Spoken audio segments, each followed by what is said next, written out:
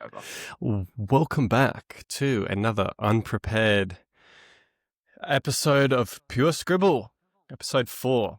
And today we are asking the question, are there some things not worth knowing? Now, just to start, it's good to get the trivial answers out of the way because I Googled this very briefly just to see what the world had to say. And I don't think it quite caught the drift of what we were going for because it said something like, if you wanted to study a beach, it's not worth knowing about every grain of sand. And I was like, Mm, true, that's mm, all that data is unnecessary and not worth knowing. But that's mhm, not what I'm getting at with the question, I think. I think what mm, we sort of want are there things that to know would be a, at detriment to the knower?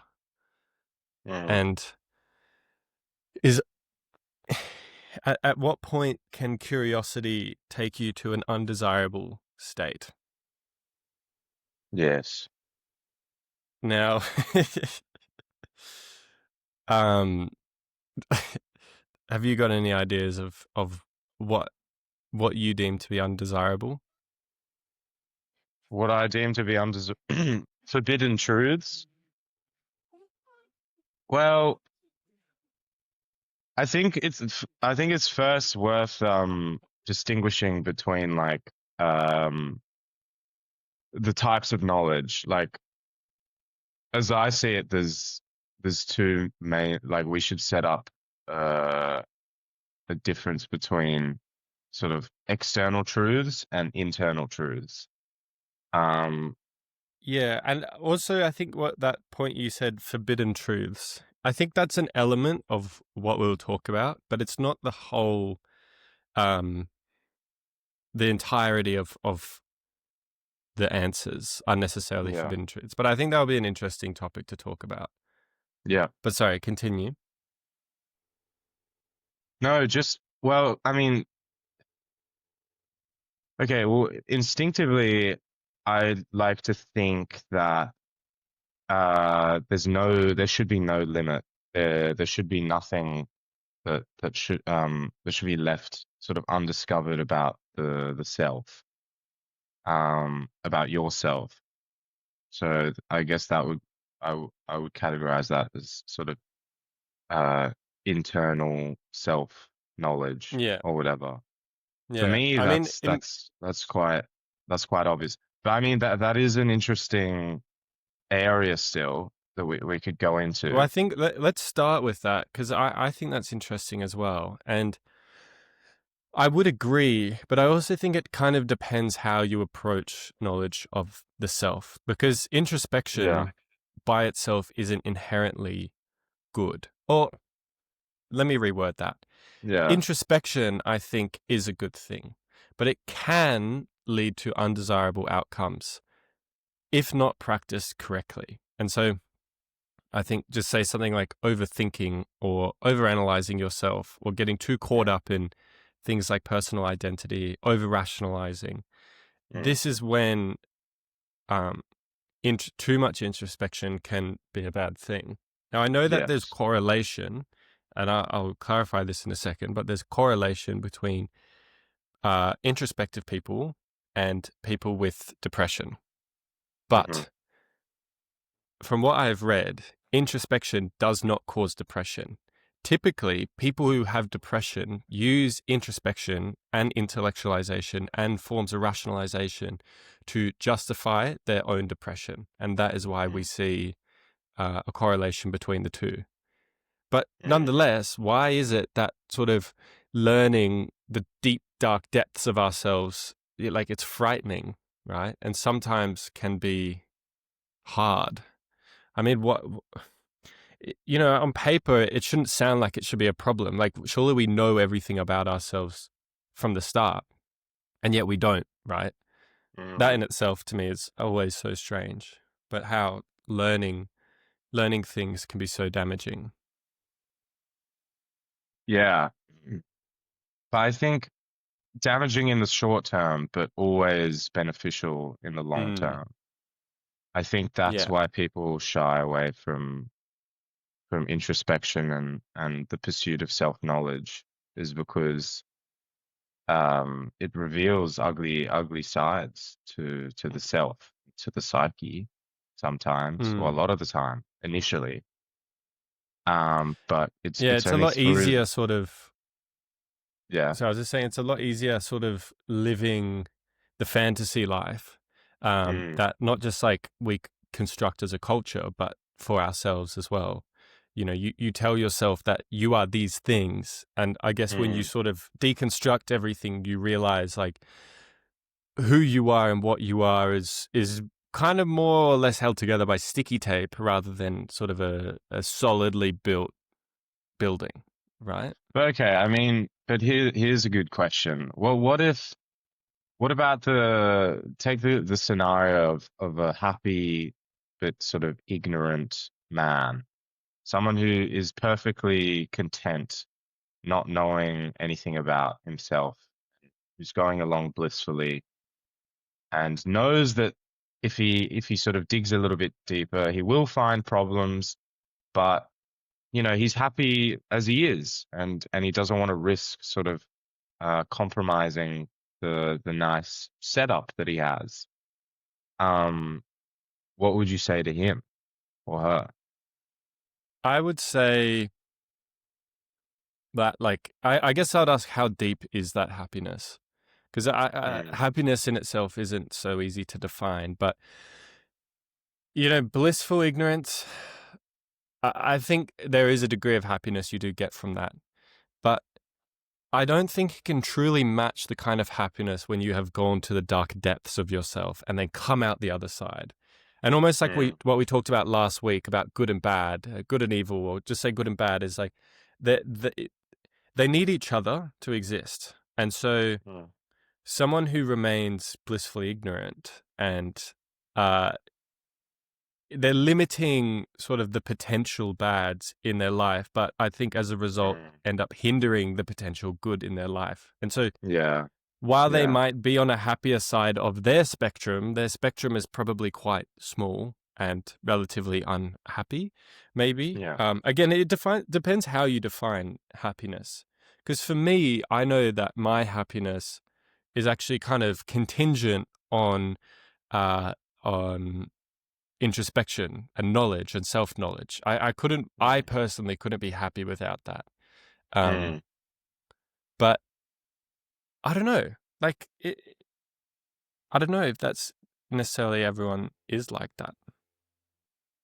Yeah, I think sort of the idea of happiness like breaks down or just becomes a little bit silly once you get to that sort of deeper part of yourself. Um, like I don't know, like did was Carl Jung necessarily happier because he like sort of explored the depths of his own psyche, arguably to like the furthest degree that like anyone has gone to, in my opinion. Yeah, well, just Uh, quickly on that, it's like I heard that he sort of he had self-induced psychosis, not through drugs, but just through mm, like sheer depths of um self-discovery and sort of pushing himself deeper and deeper into these crazy psychological realms. mm, Where he was yeah, hallucinating and hearing voices. That to me scares the shit out of me. Um, yeah, but you're I right. I know. think he probably is one of the people who did go the furthest. Um, is was he happy for it? I Yeah, don't know. I don't know enough about him, to be honest. no, I mean, yeah, I think he had a few episodes, I think, throughout his life. But I mean, that's the thing. I feel like he, because of the pain, I mean, yeah, the pain and the suffering that he went through, like it's it was only through enduring that pain and suffering that he had like a meaningful life, which was, pursuing the knowledge that he set out to pursue. Um, so yeah, I don't know. Yeah, I and don't know I what that. think, I think it's slightly, I think it's an important point, but slightly different in the sense of like, can you live a meaningful life and not a happy Mm, life? And mm.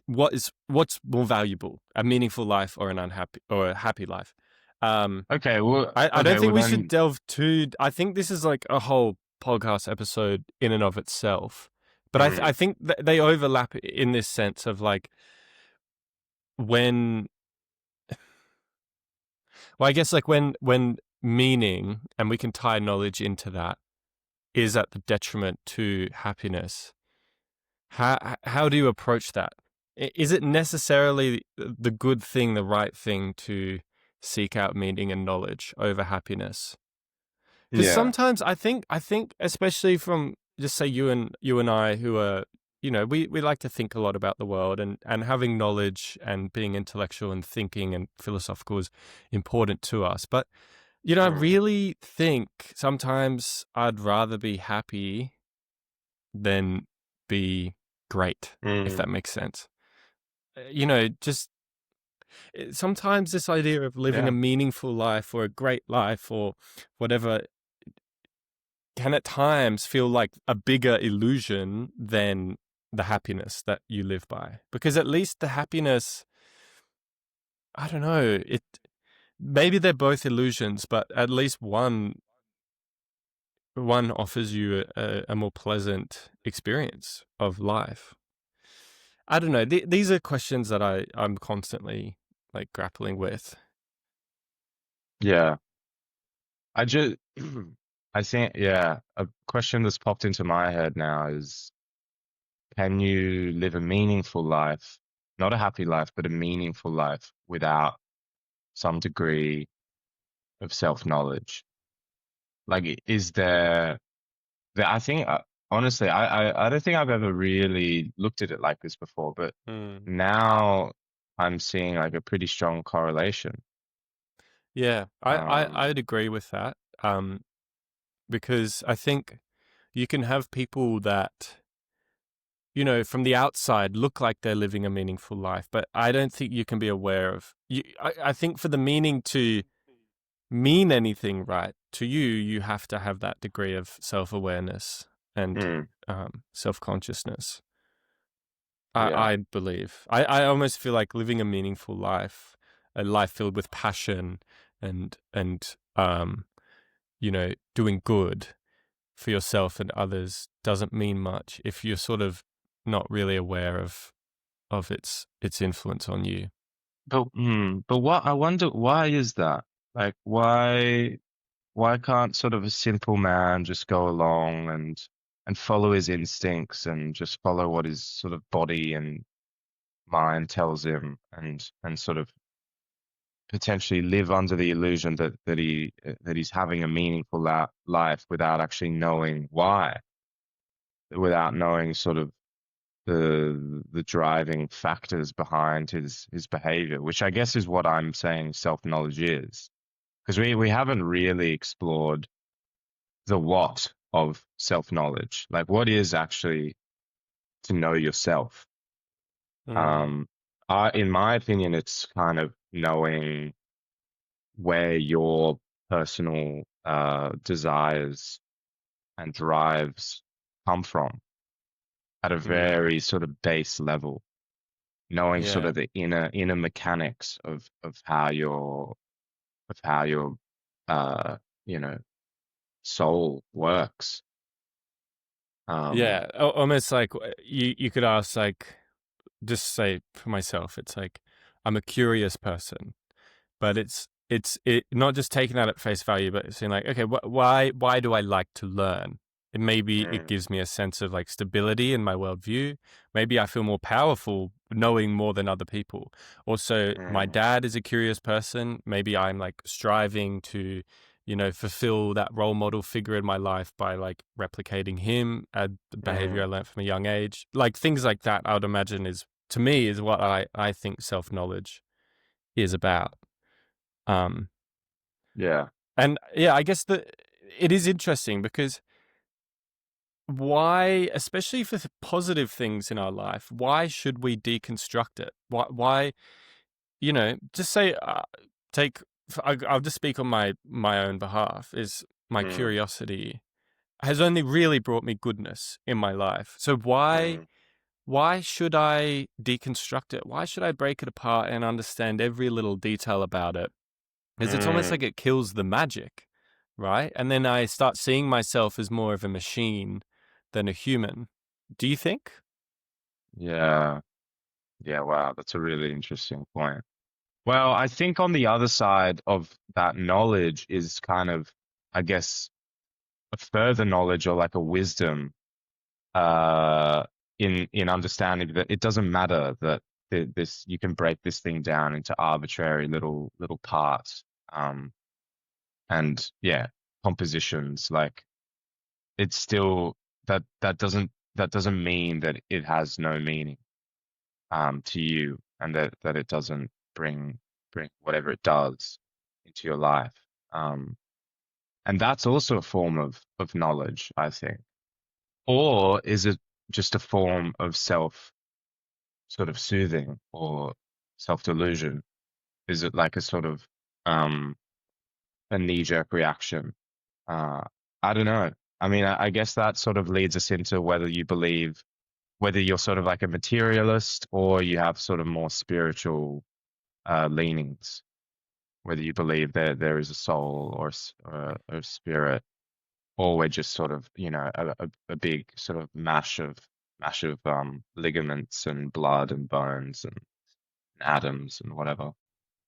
Does knowing where like a desire comes from within yourself like strip it of its meaning to you? So like you were talking about how you're curious, but like does sort of introspecting and diving into down to the depths like kind of destroy the desire itself?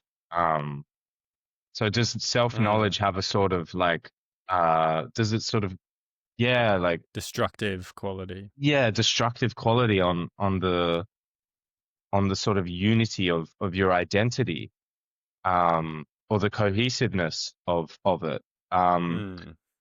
and I was saying I think. yes, it does a little bit, but if you keep pushing further, then you can also there's also the that moment of self-discovery when you realize, yeah, sure, you can break everything down, but that doesn't necessarily strip it of its meaning.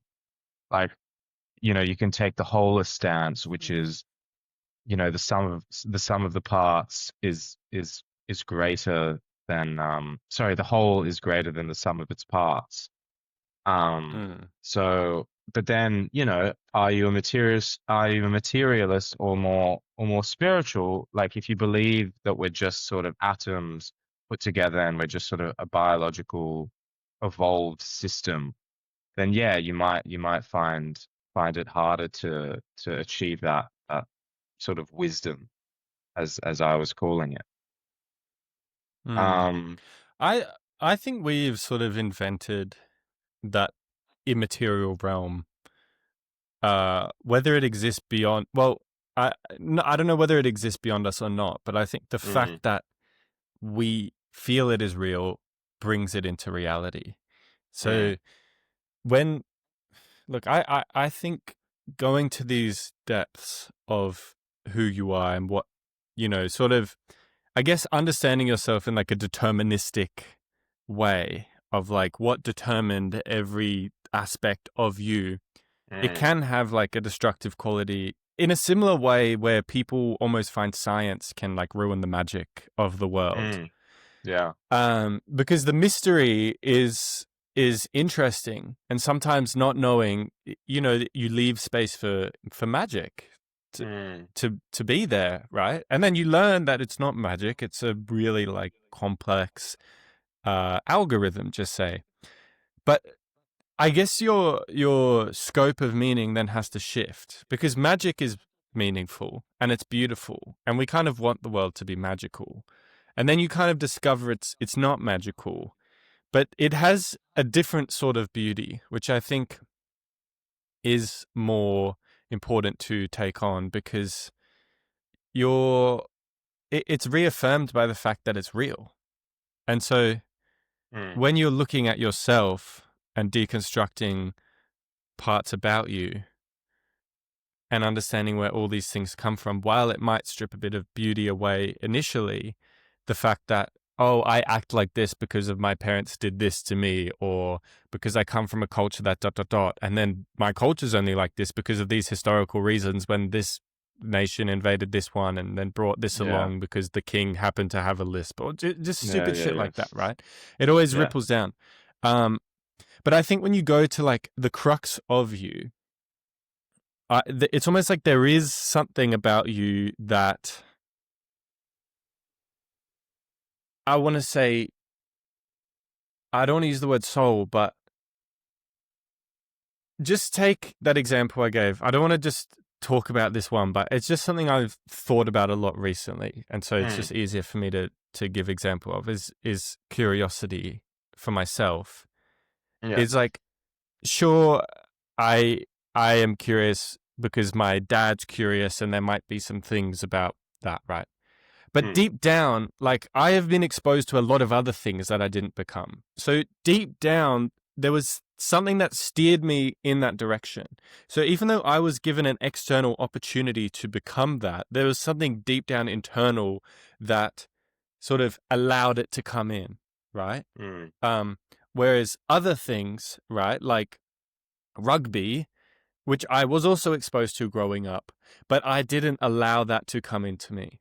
So while I think deconstructing these external or superficial elements of oneself can be frightening and take away a bit of magic, um, it kind of leads you to that deeper self, that true self, that it's like, okay, sure, you might act like this because of these external superficial factors, but at the end of the day, you let those in.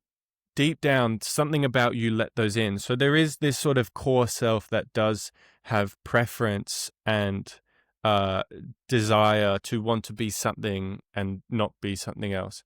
Does any of that make sense? No, yeah, for sure. But Um, but then could you not just go like one step further and be like, well, you can also trace if you have enough sort of information, you could also just trace the genetic sort of the genetic markers that make you you and make your sort of uh penchant for curiosity you know a thing. mm, Um so I mean, the I don't think that once you start deconstructing things, I don't think there's any sort of obvious point at which to stop, which is for me yeah. the issue of this kind of whole thing of like knowledge is that you can just keep going. And it gets to a point where it feels so arbitrary, where you get so far away from the sort of the lived reality that we experience that it just feels like a completely distant and um sort of inhospitable place to to be in. But I have another point, which is, and I think this applies to you for sure, which you were talking about the whole magic thing, like it ruins the magic, like going like sort of deconstructing things and stripping them down into their scientific um parts kind of ruins the magic. But like for me, and I think definitely for you, like that can also be its own magic. Like, and I think that Mm, relates to the wisdom that I was talking about before, is realizing that that doesn't ruin the magic. That is the magic itself. You know, magic is all a matter of mm, perspective, what we consider mm, magic. Um, yeah. So yeah. I Yeah. don't I think think, that's a really good point. It yes. doesn't, yeah, that's a really good point. It doesn't ruin the magic. It's revealing the magic. Yeah. But maybe it depends on our definition of magic. Does magic kind of imply like an unknownness to it? Mm, Like even that's in true. like fantasy But I mean, books, right? Like there's never an account of like how fundamentally magic works. Like a spell mm, just happens because you incant it, an incantation, right? Like or whatever it is, and there's no, like Tolkien or Rowling. They never say like, oh, these words sort of vibrate in the, well, I don't know. Maybe I'm getting too ahead of myself here, but the But point but is wait, but yeah, also, but you could say the same about science if you're willing to drill down far enough, is that we like fundamental principles, first principles, are kind of magical in themselves, principles that have no further explanation. They kind of just yeah. spring out of the abyss. And, And this you know, this is what I wanted to touch on mm, is that very point of like, so just take the sun for example. You know, even not even long ago, about 150 years ago, we didn't know how the sun worked. It was mm, magic. In fact, people called it God. There's an argument called God of the gaps, where it's humans always define God as what are the gaps in our knowledge, and then we yeah, discover it and we realize that's not God. Anyway, but let's use the term magic of the gaps. 150 years ago, we didn't know how the sun worked. It was essentially magic. And then we figured it out, and it's a very kind of known process of nuclear fusion. But then it's like, okay, but what are those sort of atoms and nuclear energy? How'd that come about? And it's like, okay, now we kind of know it's to do with like quantum fields, and they fluctuate to create and they have excitations that create these particles that interact with one another. But then the mm, next step just goes like, so where did these quantum fields come from? Why are mm, they here? And we don't have an answer to that. And so mm, that's the magic, right? Is it's mm. the science kind of moves the magic deeper and deeper and deeper. Yeah, Um, but exactly. Yeah. I guess like it will. Do you think it can eventually discover all the magic, or will there always be things that are unknowable? Or just once you find why quantum fields exist in the first place, it inevitably must bring up a new question about that, which then becomes the next frontier, the next bit of magic. Yeah. Well, I Or mean, is it possible to understand the universe in a completely encapsulated bit of logic where it just all makes sense, right? Every bit of yeah. it makes sense. We've figured it all out. Is that possible? Well, I think, and I'm going to bring up a question that is very personal to both of us, which is the big capital in capitals question of why anything exists. The black hole of Hmm. why. The black hole Um, of why. the black hole of why. Praise be. Um, we which yeah, so me and Zach essentially had this. We conceived of this idea a long time ago, which is essentially any piece of knowledge, any Maybe or maybe question. not in a sober state of mind. Yeah, yeah. We don't disclose that. But Yeah. any question, any piece of knowledge can ultimately be traced back to the fundamental question behind everything in the universe, which is why anything? Why does anything actually exist? And I think when you ask that question, is there like a limit to knowledge? Is there a point at which, it can all be sort of self contained or, encapsulated in a nice ball of logic? Ultimately, I think no, because that question feels unanswerable. Mm. And it is Yeah, all based on, I have the same intuition. yeah. But I mean, fuck, what if like one day, I mean, what I'm interested, I mean, fuck, it's going to be interesting with super intelligence, with AI and stuff, answering these questions, because maybe there is a different way of approaching it that human minds are just not capable of doing, that, a different form of Mm. intelligence will be able to do. And maybe that question will be answered at some point. I mean, it's Yeah, it's it's yeah. impossible to say really, It's but I mean, I just have to base it off of my intuition as we do with so many things in philosophy, which is that no, I don't think it can ever be answered why the universe exists. And does that mean that God yeah. is behind that sort of black hole, that big capital question of why? Perhaps there's definitely space Well, for that. if I could just say, because I talked about this at a recent video of mine, and I feel like a lot of people still didn't quite get it, but it Mm, was on what came before the Big Bang, but I sort of led the question, I pushed it further to why does anything exist at all? mm, And I made the point, which I feel like a lot of, especially religious people, didn't quite get, is that in my eyes, God counts as something, right? So to mm, say, like, why does something exist rather than nothing? mm. Um, to answer that with God, my next question is, why does God exist? Why is there a God instead of no God? And so Yeah, God to me is not a suitable answer. It only kind of kicks the can down the road a little bit. And I yeah, think it's yeah, somewhat similar to saying, like, everything's a simulation. It's like, okay, cool. But then if this is a simulation, I'm now curious about the simulators and, like, yeah, what created that universe. You know what I mean? So yeah, yeah, I yeah, yeah. just think these sorts of answers, they don't take you to the crux. They're actually a bit misleading. And that's why I share an intuition with you that this question isn't answerable, because any answer you throw at it is something, and therefore, like, Yeah. because the question is, like, why does anything exist? How does something come out of nothing?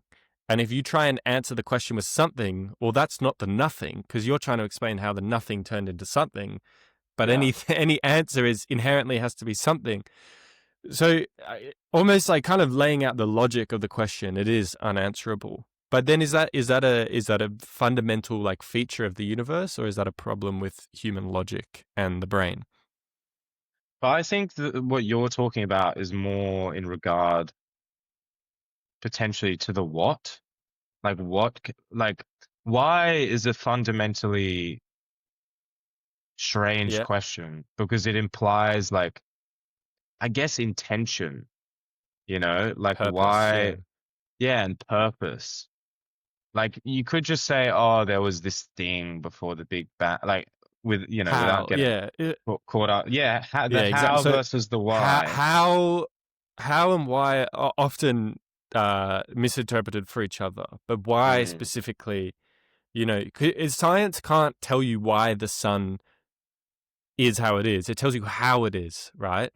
It can't yeah, tell you why humans evolved. It tells you how humans evolved. yeah, Um, yeah. So why? yeah. Why And is a maybe we should fundamentally clarify about. ontological question?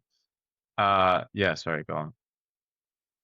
Mm, I was just going to say that, like, what we were talking about, the black hole of why, is that you can, with all the other who, what, when, where, whys, you can sort of encapsulate, I think, most of the answer.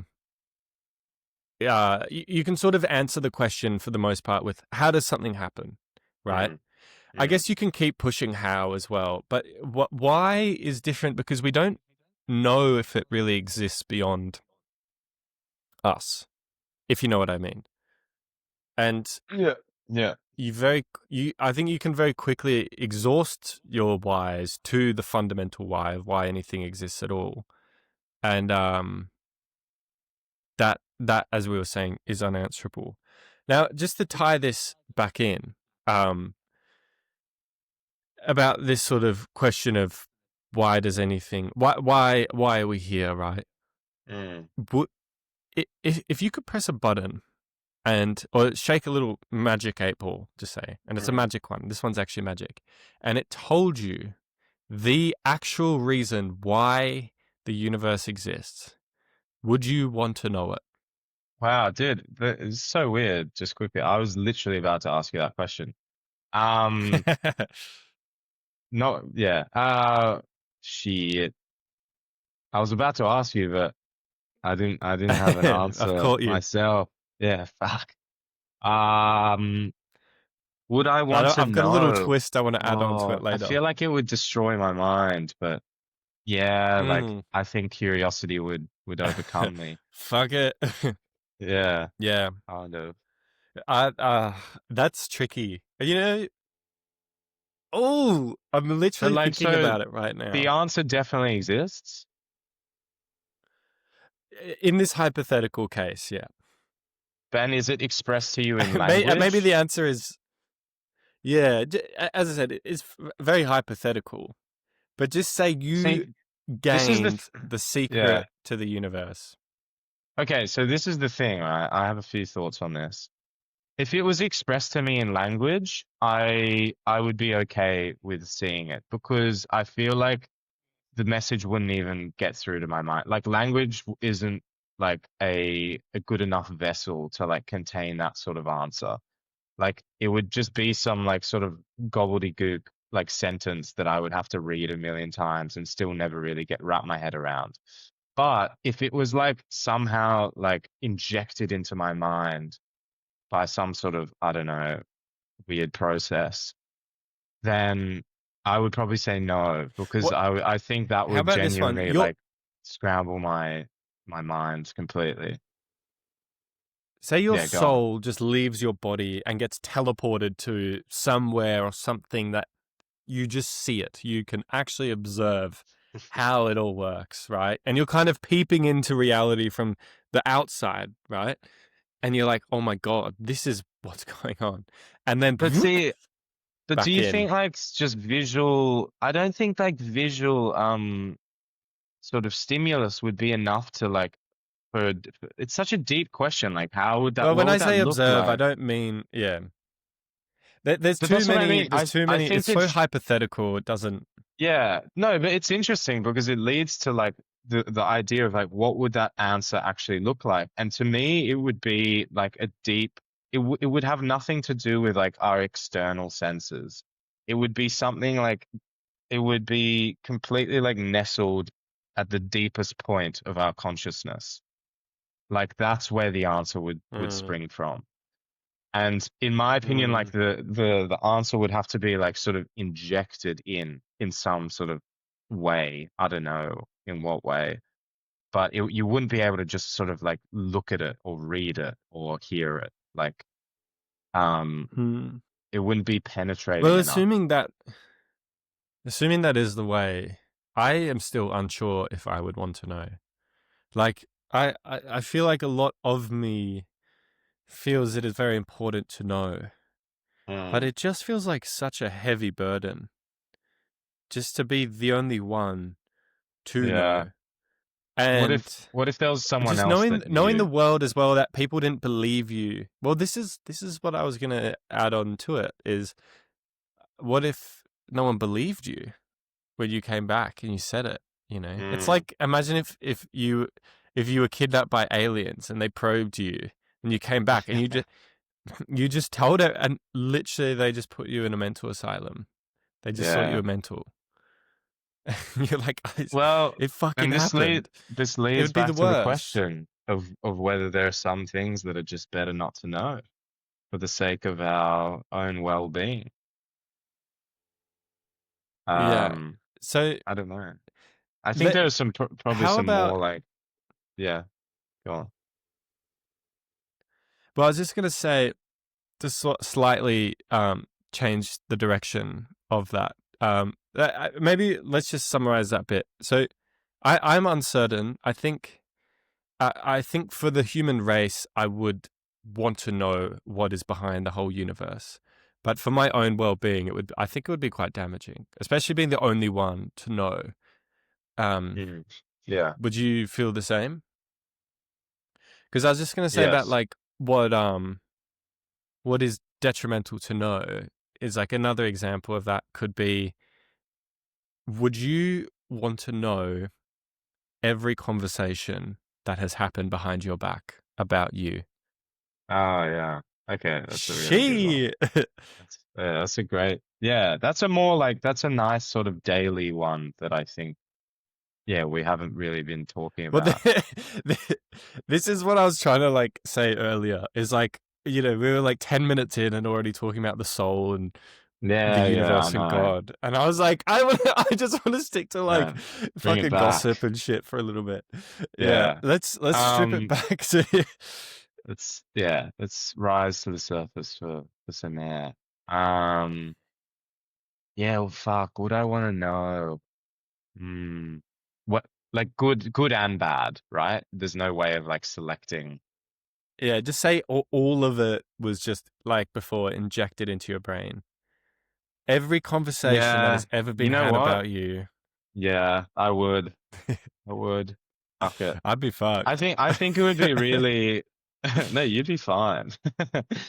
I definitely get some crazy shit talked about me. Uh yeah, I'd say yes because I think it would just be so like again, like like what I said before, it would be super painful like to start with, but I think you'd learn so much from it. Because like and we've talked Mm, about this before, like when you ask for feedback from people and like, we've done this to each other, like giving each other like genuine criticisms of each other's character. Like you sort of hold back a little bit. You don't go full uh um, you know, yeah. full Yeah. power Full with it. throttle. Yeah. Yeah, exactly. When you're with your But mates, on the other hand. when you're chatting mad shit with other Oh my god. people who know the person, But it sometimes does the opposite. You end up kind yeah, of it's overdoing it a little bit. You yeah, get a it's bit carried performative. away. Yeah, Yeah. yeah, yeah. I know. That's Um, true, actually. That is true. the the middle ground is it's definitely like the truth lies somewhere in between because you just Yeah, get like it becomes so fun like shit talking that you just like yeah, and not yeah, I even know. just of other friends but just people generally when you're shit talking like it's so fun. It's so Yeah, empowering that you just like you I start picking know. up the little things like and look at his fucking beard like he thinks he's so macho with his and just dumb shit like that just comes out. Yeah. um Wait, who are you See, referring to I What? Jules. Yeah, yeah, yeah. And his long beard.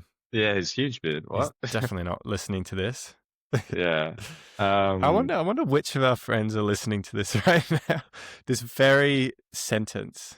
I I don't know. reckon. If you None. are, you're all I reckon none. you're all dead to me. We've been talking mad shit behind your back. Yeah, exactly. For Um, years. I wouldn't. I don't think I would. Look, look. Maybe you're right. In the long term, it would be beneficial to know what everyone has ever talked about you behind your back. Well, okay, this now brings up a new point of strength, right? Like when Mm, there is harsh criticism put towards you, mm, you know, that can really damage you. And I hear what you're saying about in the long run, you'll learn so much and you'll grow from it. But I think you actually need the strength to be able to handle that and move through it. mm. That's something I think in the long term, I would find the strength. But I definitely couldn't guarantee like everyone would, especially, do you know what I mean? And just Yeah. Well, also it'd ruin relationships as well, yeah, I a think little bit. you'd be a lot less inclined to be friends with people when you know they've talked badly about you. But the reality is like everyone does it to everyone. It's almost like a bit of a Yeah. letting off steam sort of thing. Mm. Like But that's the in thing. that like we gossip, right? If you understand that, if you sort of go in with that knowledge that like it's sometimes it's not actually personal. Like even though it seems super personal, that like they're literally talking about you as a person. Sometimes it's just a projection of their own sort of, you know, like whatever at the time, however they're feeling, however shitty they might feel on that certain day. So, and once again, I think that's a nice way towards wisdom. Like, you get presented with that fact and you have to exercise wisdom in being like, no, okay, like it's not necessarily about me. Like I understand that they're just letting off steam, blah blah blah blah blah. And yeah, I think it could be a really interesting lesson, but also incredibly painful, definitely. Like, yeah, it'd be Mm.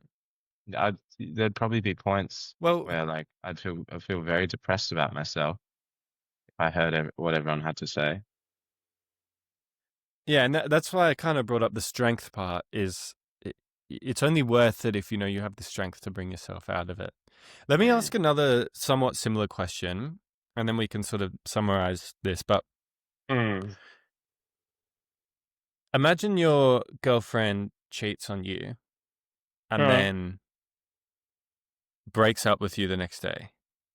Would you want to know that you were cheated on or not? mm, mm. Yes, I think I would,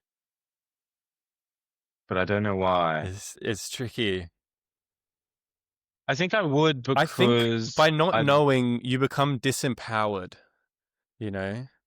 And so yeah, you yeah, feel it almost empowers you to know. And that I think is like the benefit of knowing is it's I, empowering, despite how hurtful it yeah. is. But and it also it just gives you a fuller picture. Like it gives you a better understanding of like why that certain thing happened, you know? And Yeah. and I think that's important to know when you're going through something like a breakup, you want full transparency. You want otherwise you actually might project like the reasons onto yourself and be like, oh, like maybe it was because of me, but like no, it's just because Yeah. she found someone else or whatever. So I So, don't know. and like, I think this is a strong theme with you is you want harsh truths because you can grow Mm, from them, mm, right? yeah, Would you say that about yourself? yeah, I definitely. would say I'm also like that, but probably I think you're slightly more uh in favor of that. I would say I Yeah, still am as well. I would want to know these things yeah, and want to know what people are saying behind my back, but I do have a bit of a fear response to like how overwhelming that would be. yeah, Um yeah, um it's yeah, I mean, but I do agree with you that in the long run it is worth knowing. What do you think about, to say, things worth knowing, but then and you learn these just say negative aspects about you that people don't like, and this is why, maybe mm, friends bitch about you or your girlfriend cheated on you or what, or boyfriend, right? Like mm, whatever is mm. um wh- at what point though does this knowledge, when people start like identifying too much with their trauma, right? Mm, And becoming self-obsessed with problems, so mm. when is that an aspect of when knowledge isn't worth it? Do you know what I mean when I say that? Yeah, yeah, for sure. Mm. Yeah, this is an Almost like interesting one. neuroticism, right? Yeah, yeah, yeah. No, definitely. Like thinking about yeah, I remember hearing this thing once, and it's always stuck in my head of like the more you think about your problems, the more like like arguably like manifest them. Like as in the more you think about solving all your problems, the more you sort of make them into a thing to solve, which sounds very obvious, but like I think there's a simple truth behind it, which is just sort of accepting the fact that nothing's ever going to be perfect. Um, which, yeah, and I definitely fall into that trap. I'm a warrior, with an O. I worry a lot about things. I'm, That's a funny. I'm a warrior, not with an A, with no, a fucking O. yeah, exactly. Not the cool kind of warrior. I'm, yeah, I'm an anxiety-ridden warrior who's always thinking about how to fix his own problems and the best way to get through life and the most efficient route through a set of Mm. circumstances. But Well, sometimes, this yeah, actually is it's better not to think about it because you just do it. Like you spend yes. too much knowing Just do and it. trying to, yeah, exactly. You spend too much time like trying to plan Yes. everything out and trying to figure everything out, which is knowledge to some degree. This is such a good point I want to talk about.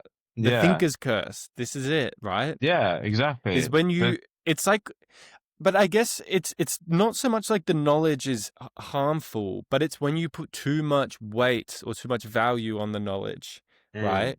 And mm, it never becomes enough for you to take action, right? yeah, yeah, And yeah, then exactly. you paralyze yourself with in the pursuit of knowledge that you never Yeah, actually pursue action. yeah. Perfectionist paralysis. Yeah, It's yeah. I such a definitely have personal experience with that. Um, but I mean, yeah. But is that knowledge though? Like, well, this is the interesting thing. Like, knowledge there's like there's classifications of knowledge. So in that scenario, like, yeah, like you could say that like knowledge of what's going to happen and knowledge of like all the skills that you need in order to start some sort of project. Like they're important to some extent. I would put them in one classification. But then there's a higher classification of knowledge, which is knowing that the more time you spend on like trying to perfect that lower class of knowledge, the more time you waste and the less likely you are to start and the less you are to start, the the more paralyzed you become. And then you just end up not never starting at all. So and the knowledge of that fact that like that you're never really ready to start something is something that I would put in a higher classification. Um, so you think that it's almost like knowledge a can form of like meta knowledge. You know what I mean? Like knowledge that yeah, sometimes I do know what you knowledge mean. is not important. It's getting a bit muddled, but I hope I got that point I know across. you so but so in essence you think that you can sort of fix action paralysis and just say let's broaden it to anxiety with more knowledge. Yeah, not more, but the right kind of Can knowledge. you can you think can you think your way out of anxiety? Mm, I mean, thinking denotes something that, like, yes, but it depends what type of thinking. Like, you know what I mean? Like, thinking the thought that Yeah. it's okay not to know. Fuck, it's quite it's tough because the categories are so general and like everything can like kind of fall under the umbrella. That's why I was trying to classify it. Like everything can kind of be knowledge. Like what even is knowledge, you know? And then same with Mm. thinking. Like, can you outthink anxiety? It's like, well, yeah, you can do like meditation and stuff and sort of spiritual exploration, but is that what thinking is? I think thinking has a more sort of analytical connotation to it. So I don't Yeah. know. And I I would say think anxiety we does as well. yeah, exactly. Um, So can but that you like sort of fight fire with sorry? can you fight fire with fire? No, no, no, no. I don't. In that regard. That's not what I'm trying to say. I would say you can fight fire with a different kind of fire, which is arguably just water, you know? Yes. What a brilliantly shit metaphor. Uh, I know. uh I do get you, and it's alright, I'm not just you didn't have to come up with a beautifully poetic. yeah. It's like you fight fire with lava. You know, you Yeah. extinguish a flame and replace it with lava or some shit. I Yeah. don't And know. then it Um, becomes rock. Yeah. Anyway. right. So you to go back, we're talking about ways of like too much knowledge in one way can be no good and not even meaningful. It's just shit all around. And you Mm, think to solve that is to take on sort of that higher level of knowledge. mm. Um, With I think which wisdom is a good way to classify it. okay, Like, well let's differentiate the two. What's the difference between knowledge and wisdom? I've got an analogy in my head. Okay, can I explain my analogy? And yeah, please. okay, I didn't come up with this, So I need a. but you can think of By the way, knowledge 10 minutes. as Sorry. all I right. I've got yeah 2 points I want to bring up. yeah All right, so this one of knowledge and wisdom, we can think of knowledge as like imagine sort of on a piece of paper, every dot you put on is a new piece of knowledge you gain. And so you could be very knowledgeable and your piece of paper has a lot of dots. But wisdom is mm, connecting the dots into mm, an image that makes sense, right? mm, And it's not just like beautiful, but it's sensical, right? And that to me is wisdom. I do think wisdom does require knowledge, but it's how you place that knowledge, how you construct it, and it's put it in context with other bits of knowledge that creates wisdom. And that's more applicable back into the world. Someone with a lot mm, of knowledge and not much wisdom is kind of only good for pub trivia. But you mm. know, you almost much prefer someone with half the knowledge and double the wisdom, you know, and they can Yeah. create an image, they can connect the dots of their knowledge in a much higher resolution than Mm, someone with low wisdom, but a lot of dots to connect. Um, yeah. that Definitely. that to me Yeah. is my my take Is that an on it, original and maybe analogy, this can or did you? no Is no that no original? Oh, no it's not no oh, it's okay. not it's not no No, because I think I found that's I saw this online. okay. No, That's no, I really said that. good I said though. I didn't I come up with this. Oh, true, true, true. I know. I wish I That's came a up with great it. that's a really good Um, analogy though. Yeah, yeah, yeah. I fully agree with that. yeah, I know. It's much better than your fire and water one. But Bruh. all right. I know we don't have much time left, but I want to. There was one thing I did want to talk about before we go, Hmm. and it's children. Um, Yeah. now I I thought of a situation where knowledge is not worth it, and I think with children, especially young children, it's Mm, actually important for them to live in a fantasy. mm, Um, and I don't just mean like to tell them you're the best, you're the best in the world or whatever, but I feel like children don't need to know about you know Al Qaeda beheadings and war and I was rape gonna say that and Santa doesn't no, exist, but but seriously, yeah, like also that.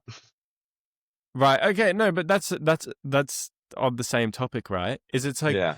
we feed them false knowledge of things like Santa and the Easter Bunny and the Tooth Fairy, but it is to their benefit because it establishes a worldview of theirs that is filled with positivity, right? Mm, mm, And you know, it's like, for example, I think this all the time when you see like a kid in the street or like a little baby, like a toddler, just say in the shopping mall, and the toddler's with her mum, and the checkout lady goes, "Hey, oh, have you bought that? Do you want to buy that? Yeah, here you yeah. go." You know, and it's like the checkout lady would never talk to me like that because I'm a grown Wish up. they did. But Yeah. what?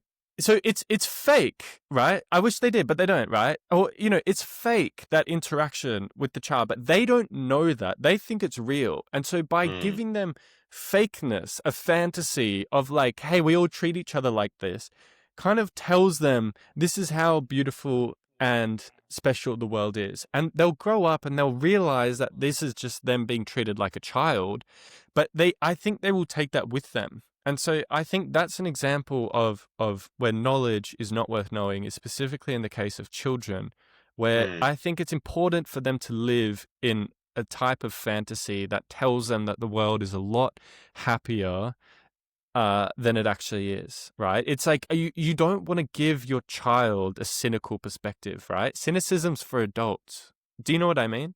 Yeah, definitely. I mean, I but I guess you could argue, doesn't that sort of set them up for failure though?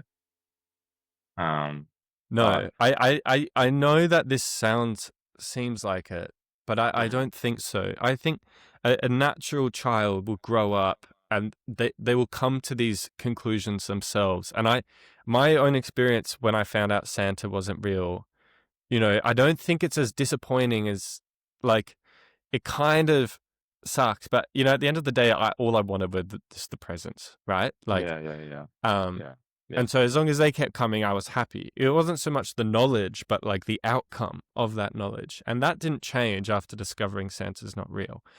But it's things like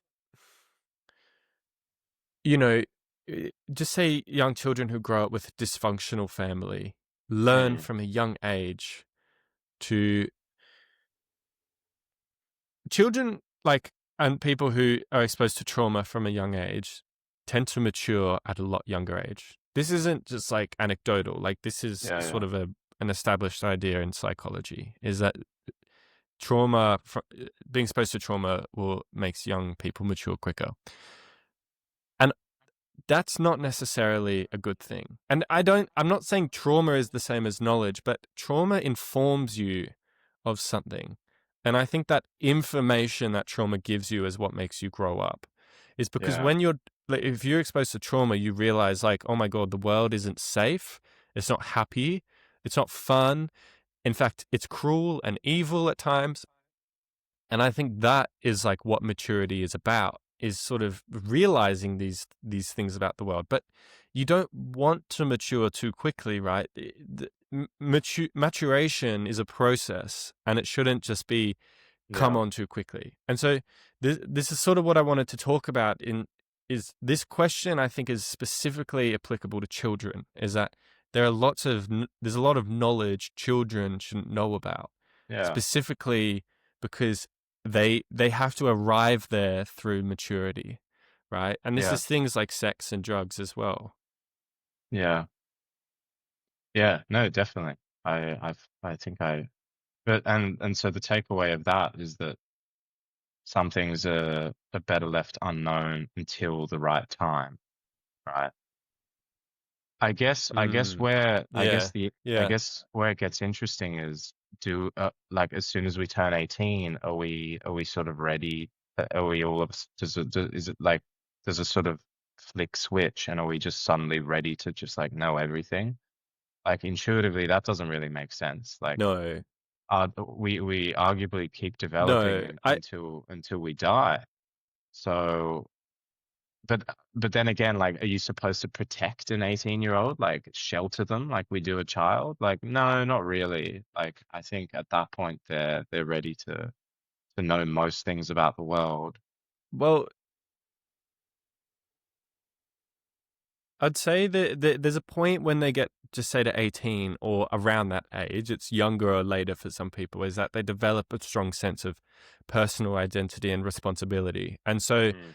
I know, like, when I was like 16 and I didn't watch those like ISIS beheadings, but they were like a thing of like, oh, did you hear so and so in our year watched an ISIS beheading, Yeah, right? yeah, It's yeah, like I yeah, didn't watch it, but I became aware of that, right? But it didn't impact me because I just I kind of took it on, but I didn't let it linger.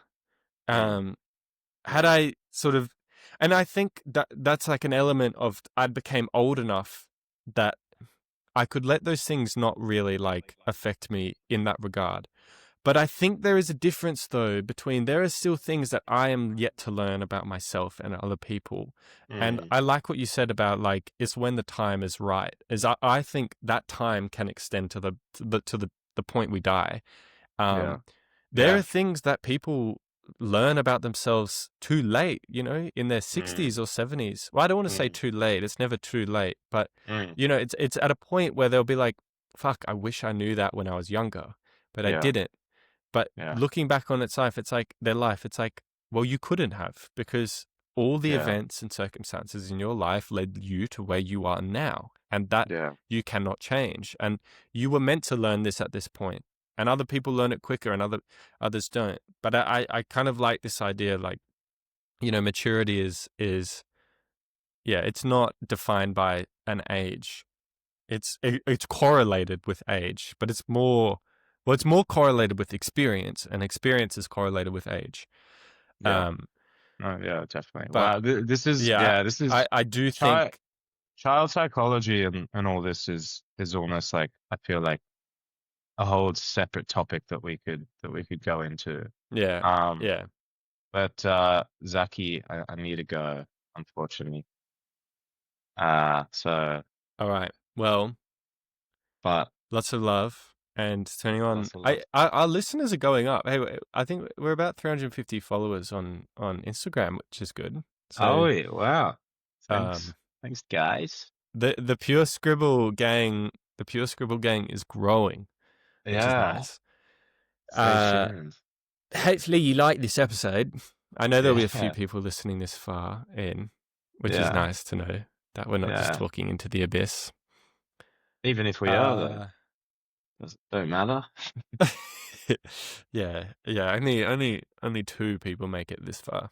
Yeah, But if you have, you are sincerely loved, and I yeah. bestow you with the knowledge that I do love you, whoever you are. In fact, shoot me a text on the Pure Scribble Instagram account. Text me.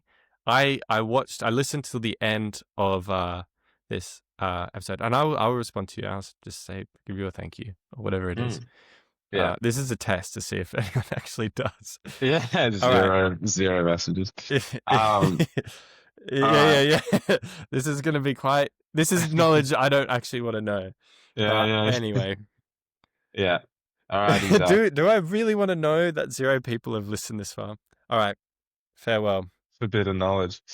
All righty. Make sure your phone has to stay around for the Yeah, upload. I know. Okay. All right. Ciao.